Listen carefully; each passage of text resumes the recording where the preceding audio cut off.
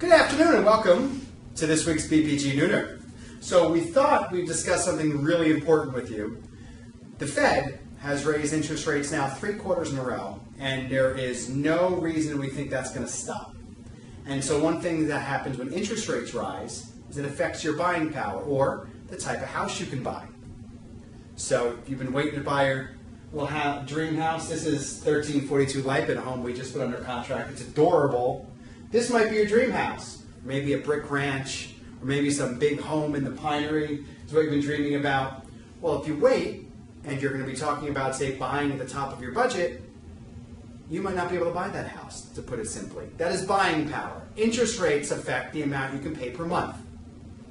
If you can only afford, say, $2,400 a month, or $1,700 a month, or $3,600 a month, and interest rates go up and it goes out of that range, you no longer can buy the house you've been saving for, dreaming of, learning about, going to see, all those various types of things.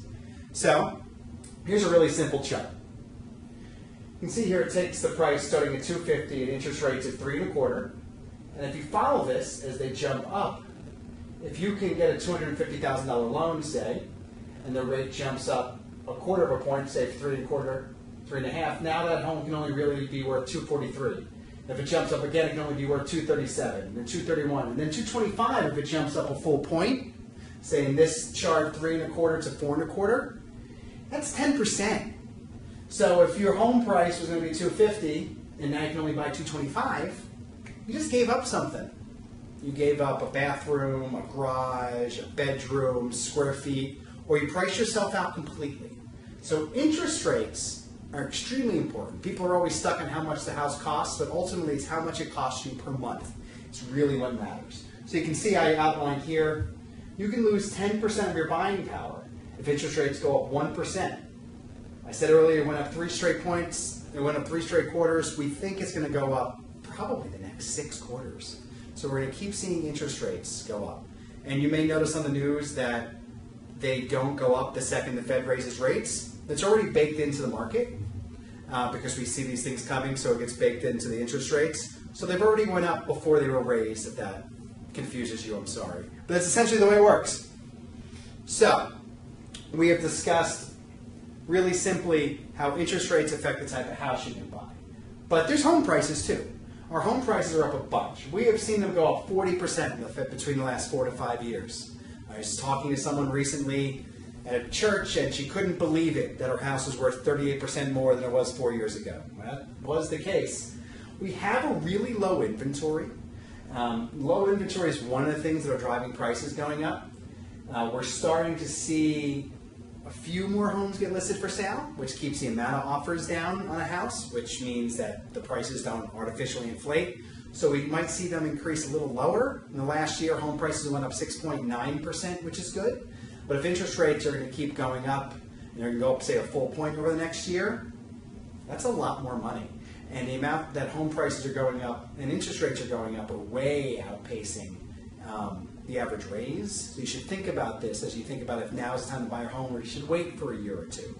If you're in the luxury market, home prices went up an astounding 19% in 1 year. This affects you too. If your rate goes from 3 to 4, you're going to see that same 10% jump. It's really, really important to do all the numbers, not just worry about the home prices. So we have a few questions. Sarah's going to let me know the questions we have, and I guess I'll give you the answer. So what do we have, Sarah? Okay. First question, how does inventory affect my home buying power? So, inventory affects it really in one major way. I mentioned a little earlier, home prices just keep going up. As home prices go up and interest rates go up, the type of home you can buy and areas you can buy and all that kind of stuff gets a lot less. So you have less choices. And less choices, you're less likely to get what you want, simply. We have another one, Sarah? Yep. How much does what area I want to live in affect my home buying power? Well, it's kind of like tied to inventory, right? The wider of an area you have to search in, the more options you have. The less likely you are to get into a house that you don't want, or to get into a bidding war that you don't want to participate in. If you can eliminate those two things and still keep your kids in a great school district, say like, I don't know, the Cherry Creek School District, but you're not stuck on one specific community in Southern Aurora or that part of Centennial. If you can open up those areas and be a little flexible, you have a really good chance of saving a boatload of money over the life of the loan and the amount of time you live in a house. So we have time for one more, Sarah. Let's hear it. Does something like inspection affect my buying power? Yes. So I keep stressing that home prices, or what everybody gets stuck on, you should really pay attention to something like interest rates. You should also think about ways you can be competitive and prevent yourself from paying more per month, but help the seller save some money. That is a way to get a house you want, especially when you're competing. So you waive the right to inspect and to have any normal smallish items fixed. You know, broken screen, maybe a drip and hot water heater. It's easy for me to call these things small. It's not a house I'm going to live in. But if you can eliminate those things and tackle them yourself, the seller doesn't have to worry about laying out money during the inspection period. And of course, you're going to have to lay out some money to fix it, but you're not going to lay out the type of money that you have to pay with compounding interest over the next 30 years. So you're going to save a bunch of money, so it really works out to be a win-win.